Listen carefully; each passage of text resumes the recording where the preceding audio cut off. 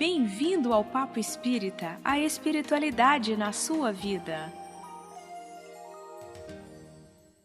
Bem-vindos ao Papo Espírita. O nosso tema de hoje, as compulsões na visão espírita. E nós trouxemos como convidado especial Daniel Campos. Bem-vindo, Daniel. Tudo bem? Tudo bom, eu agradeço o convite. Miriam dos Anjos aqui conosco. Daniel, você é psicólogo, estudioso das obras da benfeitora Joana de Ângeles. Você faz parte do grupo de trabalho formado pela AME Brasil, que está disseminando os conhecimentos da Joana de Ângeles, essa série psicológica, né, que é psicografada pelo médium Divaldo Franco, e a gente vai buscar explicar esse tema da compulsão nessa visão espírita. A compulsão pode ser de ordem alimentar, de acumulação, sexo, compras, trabalho, atividade física, enfim, a compulsão é uma atividade feita de forma repetitiva e involuntária que prejudica a vida do indivíduo. Então, Daniel, como que a psicologia espírita explica a compulsão? Para que nós possamos entender esse fenômeno, né, no qual a alma se manifesta, eu gosto muito dos ensinamentos da obra do André Luiz, quando ele vai dando as fases de desenvolvimento da alma. No Evolução em Dois Mundos, ele explica que quando um espírito nasce, que ninguém sabe a origem, mas em termos da Terra, né, que é onde vivemos, e os espíritos são trazidos para cá para começar o seu desenvolvimento como uma mônada original, eles precisam atritar com a natureza, com a matéria que aqui já existe e para entrar em desenvolvimento. A partir do momento que eles começam, que esse espírito começa a se conectar com essas forças da natureza, todo o seu potencial psicológico e psicossomático, ele está latente, ele vai precisar entrar em contato com essa natureza para ativar todas essas funções. À medida que isso vai ocorrendo, a primeira fase de desenvolvimento nossa psicossomática, ou vamos dizer assim, espiritual, energética, é uma fase muito rítmica. Você vai entrando num ritmo, é como se você fosse pegando a música da natureza para tudo funcionar. Se nós olharmos o nosso corpo no nível automático, ele é todo cheio de ritmo. O coração ele tem que ter um ritmo. Se ele sai do ritmo, a gente fica doente, não é assim? Uhum. Dá lá o problema a arritmia. Né? Ou seja, tem um ritmo. A mulher tem um ciclo menstrual, ela tem um ciclo da gravidez. O homem e a mulher têm os seus ciclos hormonais. Tudo é o ciclo, é um ritmo. Então, é um biorritmo. À medida que André Luiz explica essa lógica, ou seja, parte da alma da nossa camada ali do inconsciente, ela é essa coisa rítmica e que ela é repetitiva. Ou seja, aí a gente já pode falar que parte da nossa organização espiritual ela é compulsiva. Ela precisa repetir. Até para que o espírito possa acontecer e se experimentar enquanto alma, ele precisa dessa repetição. Então ele repete, até que ele assimila aquela função e ele vai para um outro estágio. Só que ali, naquele nível de desenvolvimento inicial, a gente não está falando de uma patologia. A gente está falando de um processo de diferenciação, de um processo de deintegração da alma, na qual a própria alma se parte em funções psicológicas, para que ela possa gerar toda a vida física e a vida psicológica. Então a gente tem os órgãos físicos, que repetem, o estômago vai lá e tritura. Né, o coração vai e bate, então fica todas essas secreções, hormônios, a questão cerebral, ela cria um ritmo de vida ali, que isso é coordenado pela mente, pelo próprio espírito, e no nível psicológico também. Aí a gente tem os órgãos da alma, né, que ou as funções psicológicas que a gente usa hoje, que é a atenção, a psicomotricidade, são os processos mais dirigidos que a gente tem coordenação, mas se nós observarmos através de um processo reflexivo, grande parte da nossa psique é automática. Ela nos visita sem que a gente queira até. Sim. Então a gente tem pensamentos que não quer, a gente sente coisas que não quer. Às vezes a gente quer e não consegue. Né? Ou seja, então tudo isso é construído a partir desse lugar. Mais tarde, adoecer é uma verdadeira arte. Para a psique fazer doença é uma obra de arte. Porque quando você monta uma patologia psicológica no nível de um toque ou de uma compulsão, aquilo assim, claro que tem um sofrimento psíquico, mas é de uma obra de arte, uma criatividade que é inacreditável.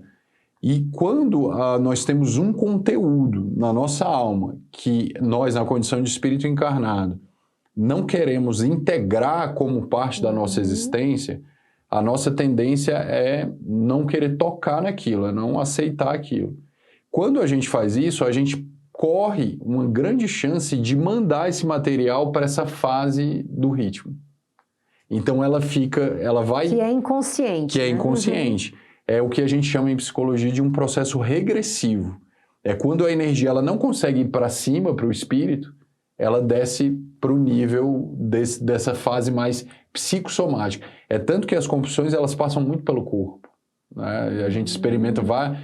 Sim, é muito material, né? É muito material. A gente experimenta a compulsão até no rito que quem sofre de transtorno obsessivo compulsivo passa pelo corpo. Ele tem que fazer algum tipo de rito, algum tipo de... Os sentidos têm que participar disso. Tem que participar, porque a energia espiritual, ela faz um processo, ela não aceita parar. A energia espiritual parar e morrer. Como ela não encontra uma vida simbólica rica para cima, ela escoa para baixo. E quando ela escoa para baixo, ela vai encontrar as fases originais da alma.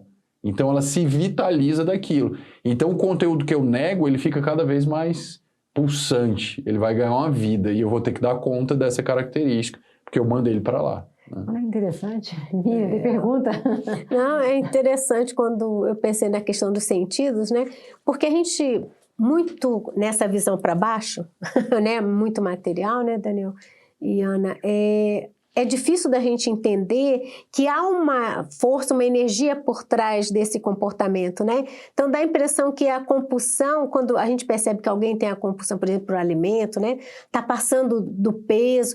Não, mas a pessoa não quer, não tem vontade, né? Às vezes atribui de uma falta de força de vontade, como se a compulsão fosse uma coisa facilmente controlável. Mas pelo que você está colocando, essa energia que a gente mesmo acaba alimentando, ela não é assim a curto prazo tão facilmente. Não, hoje eu vou parar com essa minha compulsão. Isso não acontece, né, Daniel? Não é simples então, porque assim. se você está dizendo que são questões que a pessoa não dá conta de integrar e ela joga para o inconsciente, isso... entra naquele ritmo, tudo isso que eu estou né? falando não é arbitrário. Eu não faço isso pensando, isso aqui eu não gosto. Não, isso são automatismos da alma. E que questões que tem nessas almas que levam para esse estágio? Isso envolve, como nós estamos falando de uma visão espírita, conteúdos de outra existência, isso pode passar por isso, né, e gerar esses sintomas, ou conteúdos do próprio desenvolvimento da vida da pessoa nessa mesma encarnação.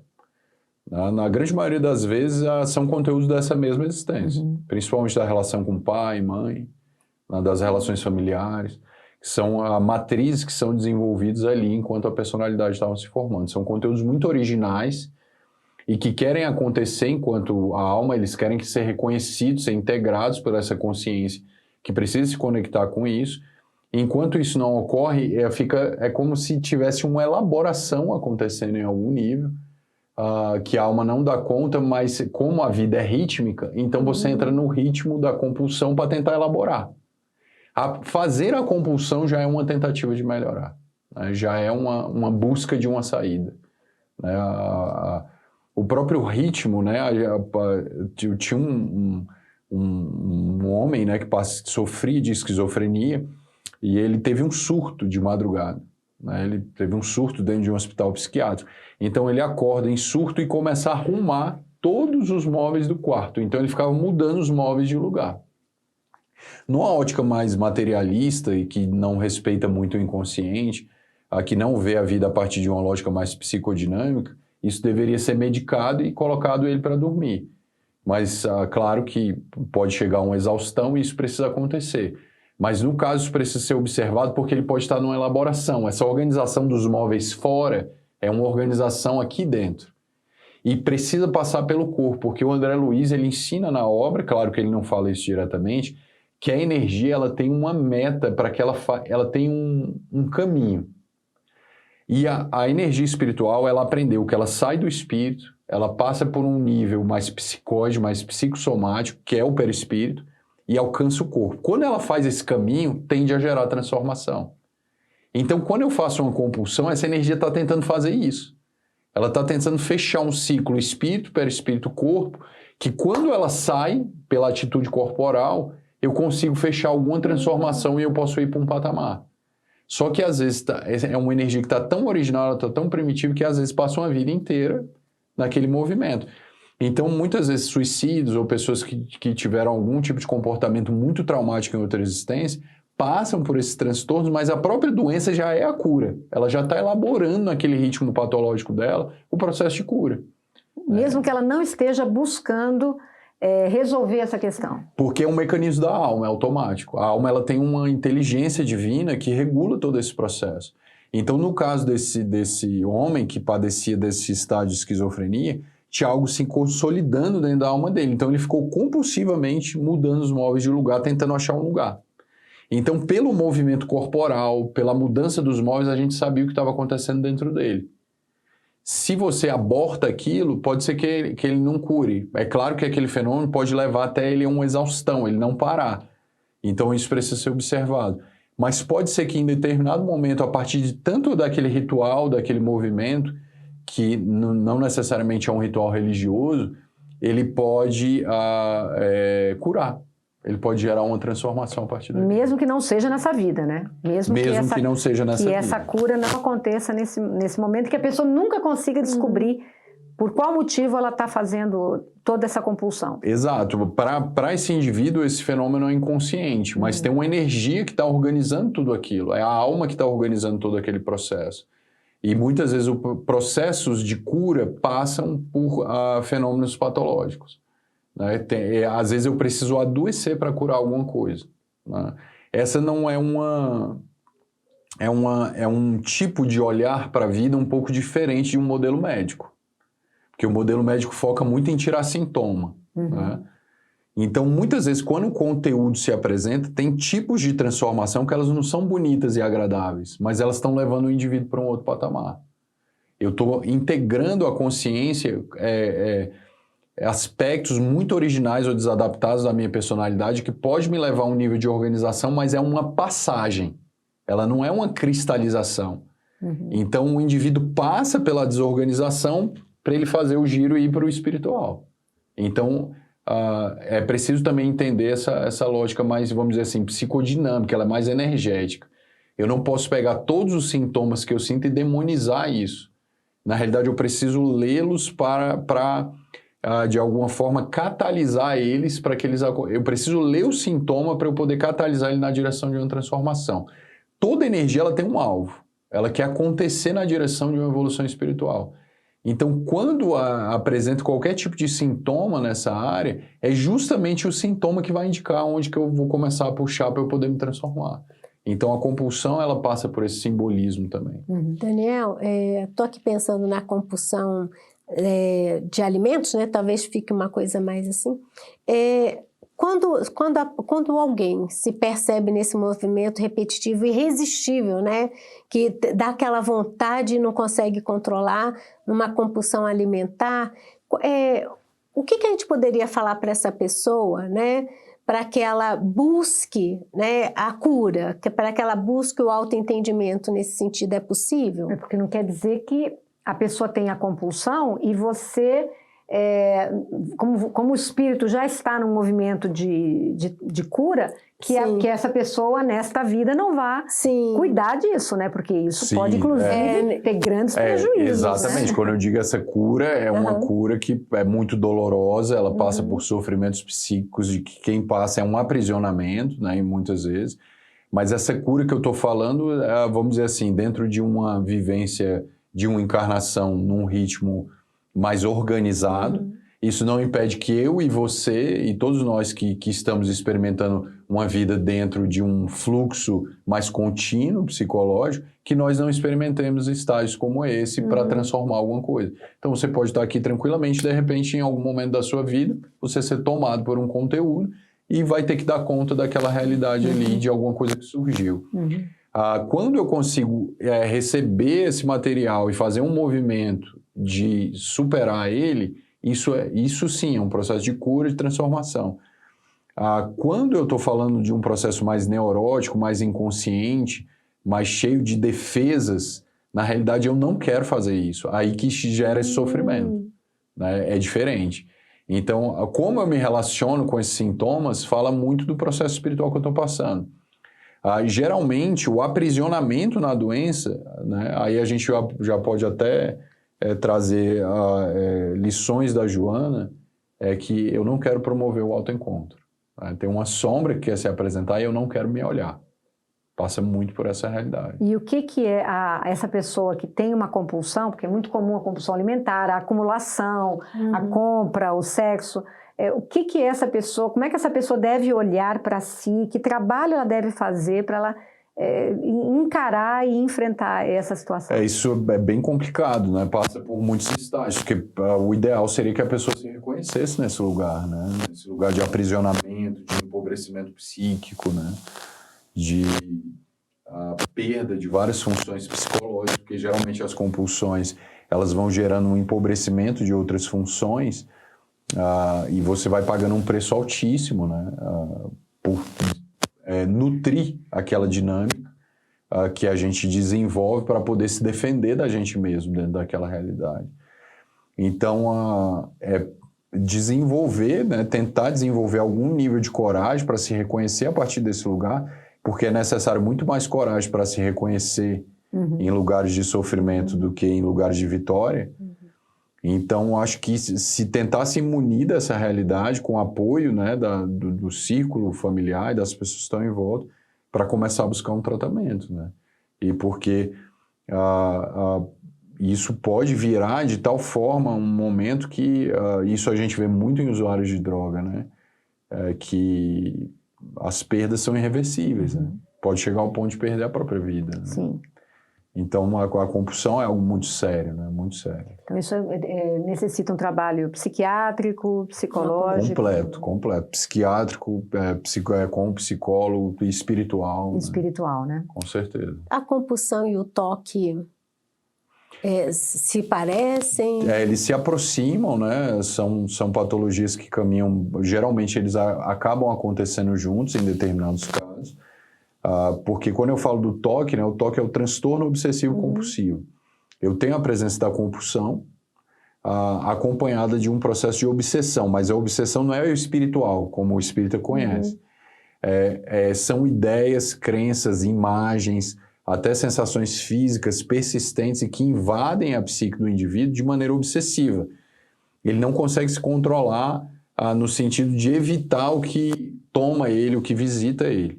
Então, esse é o lado da obsessão. Isso gera profunda ansiedade, profunda desorganização psicológica. Compensando essa realidade, aí ele vai fazer a compulsão, no sentido, na realidade, ele vai fazer um ato ritual para se defender desse conteúdo que visita, só que como a obsessão é persistente, ele também tem que fazer rituais persistentes. Isso monta uma compulsão global. Porque isso precisa ficar se repetindo, porque o conteúdo não vai deixar de vir, né? Então, é como se fosse uma estratégia ineficaz e desadaptada de evitar olhar para si mesmo, né? Porque aquele conteúdo é um pedaço do indivíduo mesmo ali que se apresenta. E falando em doutrina espírita, como que o espiritismo e a terapêutica espírita pode auxiliar numa pessoa que se vê com compulsão? Primeiro que a proposta geral espírita, uma proposta que atravessa toda a lição de Allan Kardec, o próprio Evangelho segundo o Espiritismo, que são os ensinamentos de Jesus, é o autoconhecimento, né? Então, se autoconhecer passa por integrar essas sombras de outras vidas e dessa encarnação atual e saber que a nossa meta é essa, é o nosso desafio existencial. Seja ele se apresentando pela depressão, pela compulsão, ou seja, se eu já tenho esse dever, né, de me conectar comigo, essa conexão ela pode se dar através de um caminho mais suave, onde eu sou ativo e busco, mas essa conexão com minha alma vai se dar também pela patologia. E a patologia é necessária. Ela é necessária. A gente acha que a patologia é uma coisa horrível da gente viver, né? Ninguém quer viver a patologia, porém a gente escuta muito nesse programa exatamente isso, né? De que o conflito é necessário, de que a doença é necessária, né? No caso, uma patologia também emocional, né? Explica então para o público por que ela é necessária, né? É como nós começamos no início da nossa fala, né? Fazer doença é uma verdadeira arte da alma, é uma obra de arte. E quando a alma, como ela é regida pela lei do progresso, tudo que e até Jesus, não passará um jota sequer, né, sem um pingo. A alma, ela se relaciona a partir dessa lei, ela quer gerar integração. E todas as vezes que eu pego conteúdos meus, né, que eu considero imorais, sombrios, que não pactuam com a minha realidade religiosa, eu vou tentar de todas as formas amputar isso da minha vida espiritual. E a alma não aceita isso. A alma, para que ela possa acontecer, ela precisa se relacionar consigo mesma a partir de uma lógica de amor, que é a lógica do Evangelho, para eu trazer os meus fantasmas internos, né, e transformá-los a partir de um processo de acolhimento, dialético, de diálogo interno, para que toda a alma viva numa comunhão e tenha espaço para todas essas experiências, não no sentido de eu ter que viver tudo de maneira desadaptada, mas o alvo dessa energia é Jesus. Se eu retiro da minha experiência uma quantidade de energia que vai ser um combustível para eu chegar até a imagem de Jesus, eu não vou conseguir chegar. Então a patologia vem mostrar, tu não pode excluir isso da tua vida, porque essa energia quer passar e ela quer seguir o caminho dela na direção do espiritual. E se tu exclui ela da tua vida, tu não vai se tornar o Cristo, não tem como. Então tu vai ter que cuidar das tuas sombras, tu vai ter que fortalecer as raízes da tua árvore para que ela desça o mais profundo possível na escuridão da tua alma, para que ela possa ascender na direção do sol. Então, e é lá que ela busca o nutriente, né? Quanto mais robusta e maior essa árvore, maior tem que ser a raiz e ela tem que descer mais fundo na escuridão da terra. E a alma é exatamente assim, né? Eu preciso me conectar com esse lado escuro para que ele possa vir para um nível de consciência no qual essa energia vai passar na direção desse espiritual. Quando ela se apresenta compulsiva, ela está no nível do corpo, do instinto, você vê que é alimentar, são ritos corporais. O que essa energia está sinalizando? Que eu estou nessa fase e eu preciso continuar a minha caminhada na direção do espírito. E o ego olha para isso e fala, não vou deixar. Aí ela vem e insiste na doença. Aí ela vai montar um jeito de se apresentar. A alma, tu me excluiu do teu sistema e agora eu vou ter que voltar e vou me apresentar para ti de novo. Aí tu me tira e eu volto de novo. Porque tu não pode me excluir, porque eu sou tu mesmo, entendeu? Uhum. É interessante esse caminho, né? O Daniel está falando, estou imaginando, gente, tem um lado da gente que a gente não quer reconhecer, né? Porque está dentro de valores, de crenças, né? E ao mesmo é como se, olha para você, né? E a gente ouve muito, né? Eu acho que agora, depois das obras de Joana, essa necessidade do autodescobrimento, né? Eu me lembro quando entrei no Espiritismo, ouvia-se muito, e ainda se ouve, reforma íntima, mas não entendi isso. Que diacho é reforma íntima, gente? Eu sei que tem alguma coisa que eu tenho que fazer. Isso. E mesmo hoje, Daniel, eu vejo que esse entendimento de autoconhecimento dá a impressão às vezes dá a impressão de que eu faço um checklist do que eu acho que eu estou vendo, né?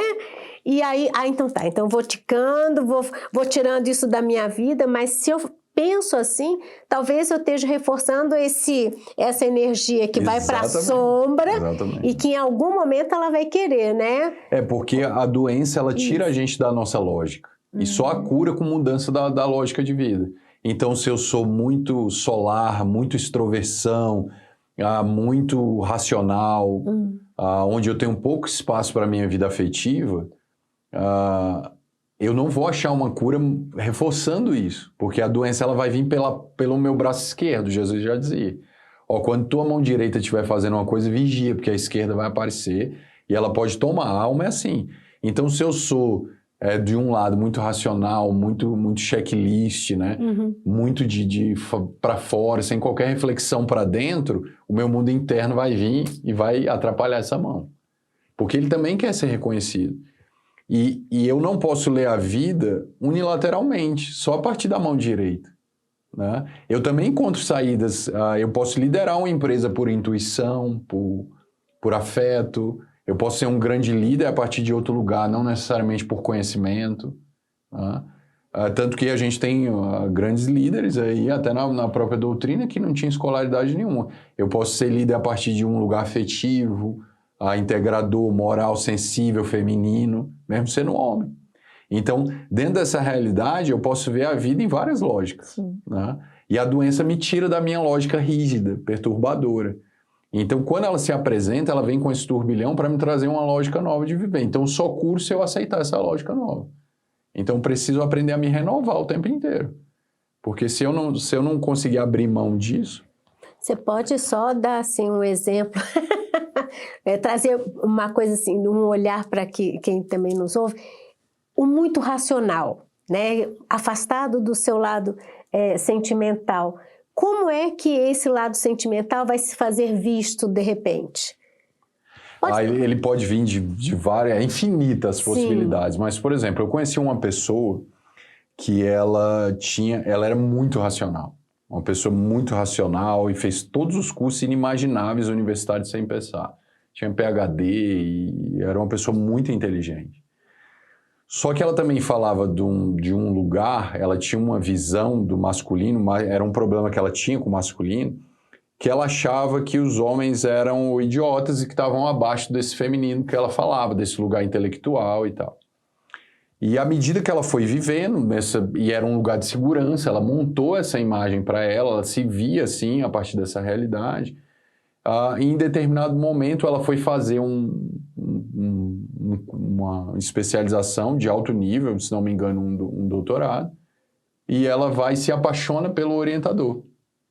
Então, todo aquele lado racional, veja só, ela estava ali abaixo daquele professor que ela considerava abaixo dela, né, totalmente submissa, aceitava tudo, e ela foi se colocando naquele lugar a partir de um lugar extremamente emocional, sem lógica, e ela ficou apaixonada, e ela estava ali parecendo um cachorro de madame atrás dele, e tudo que ela trazia do masculino, ela foi para esse lugar bem frágil a partir dessa emoção.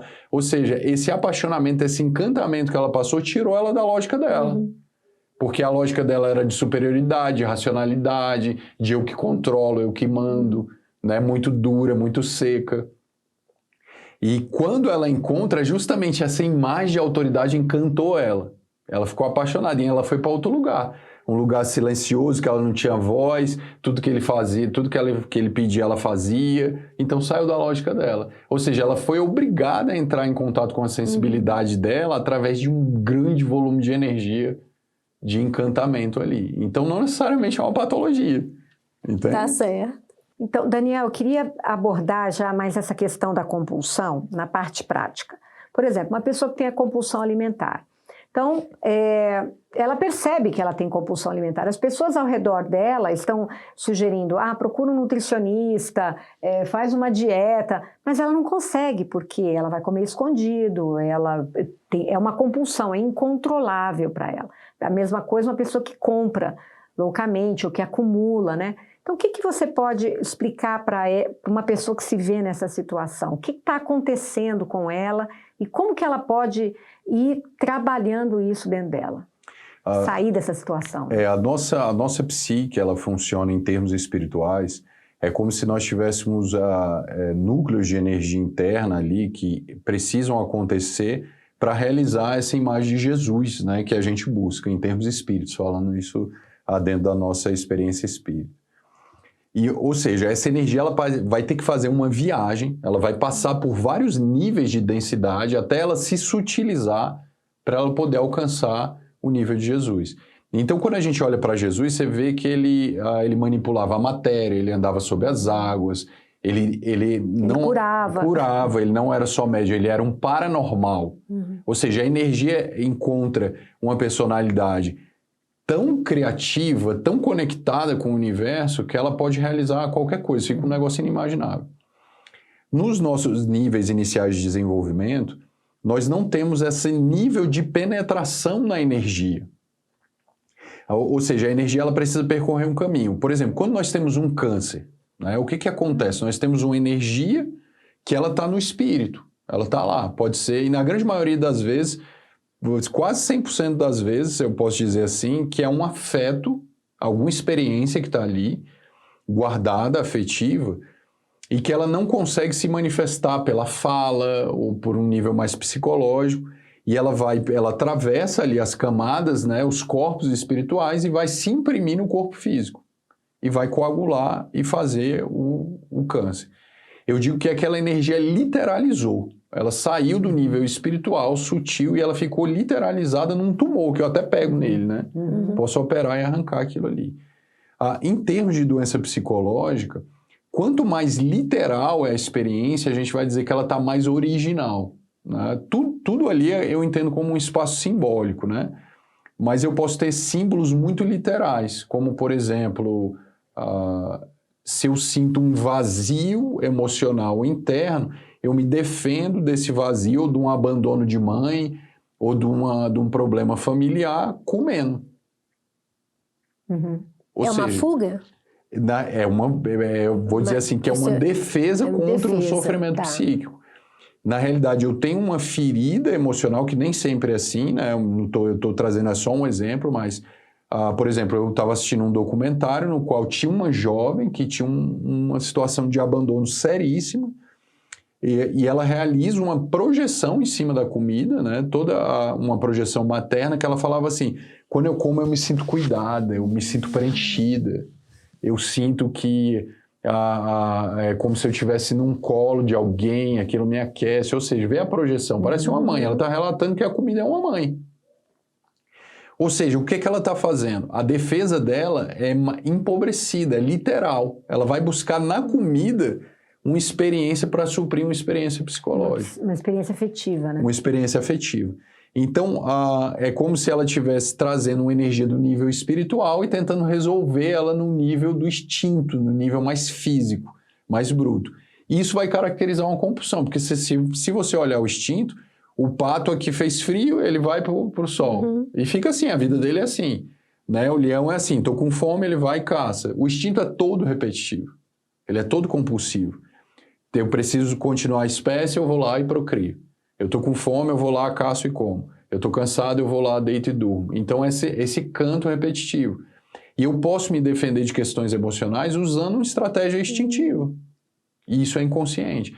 Então, fica muito literal. É uma estratégia muito literal. Eu me defendo, mas eu pago um preço. Eu usar esse tipo de defesa que está mais próximo, vamos dizer assim, da minha origem espiritual animal, eu me defendo, mas eu não resolvo o problema.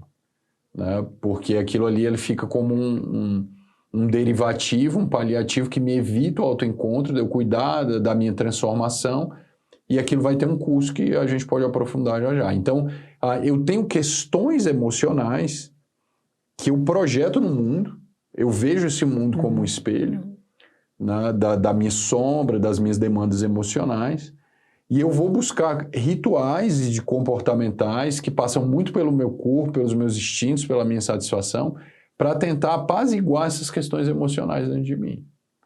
É uma fuga dessas questões emocionais. É uma fuga, eu evito o autoencontro.